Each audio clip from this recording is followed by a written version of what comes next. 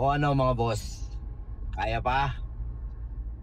Kaya pang magpigil ng galit sa kakapanood mo ng mga hearing? Siguro naman may karapatan din tayong magbigay ng opinion sa nangyayari sa ating bayan. Kung si Mayor Vico Soto nga pumunta sa Kongreso, nagbigay lang ng kanyang opinion.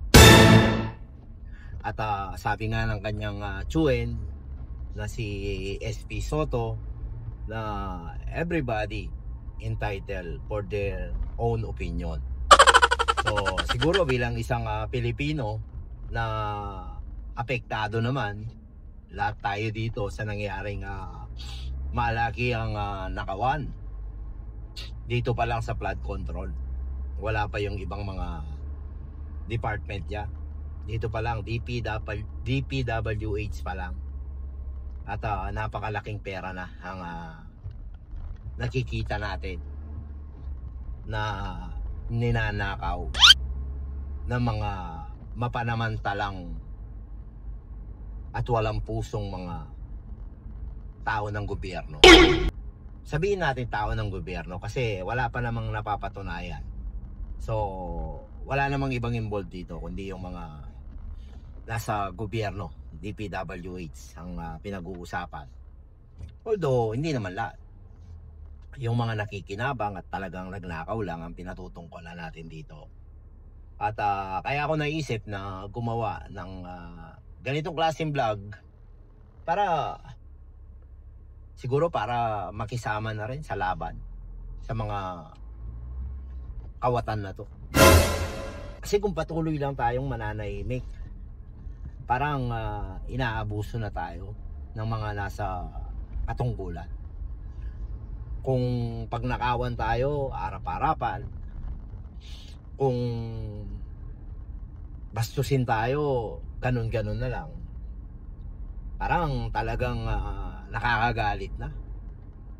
Naisip ko tuloy yung nangyayari sa Nepal at Indonesia.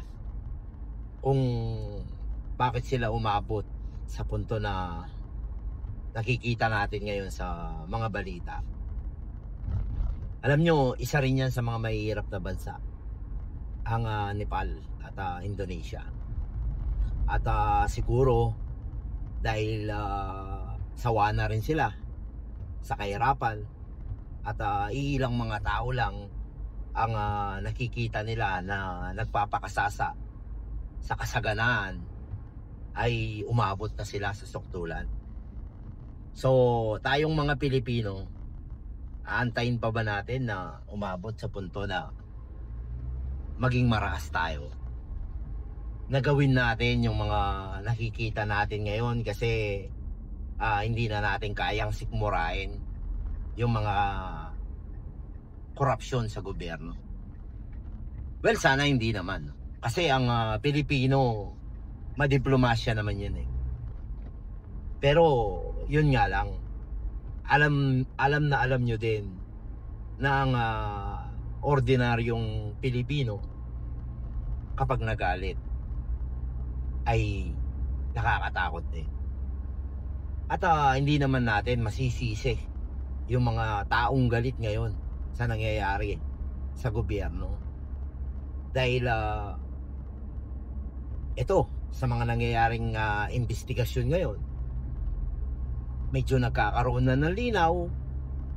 May mga nagsalita na, although hindi naman natin sinasabi kaagad na talagang totoo yung involvement ng mga sinabi nila o kinanta nila. At least meron na tayong mga tao na nasa gobyerno na po pwedeng tukuyin o panimulan ng mga investigasyon. At investigasyon naman talaga ang magsasabi dyan kung totoo ba o hindi yung mga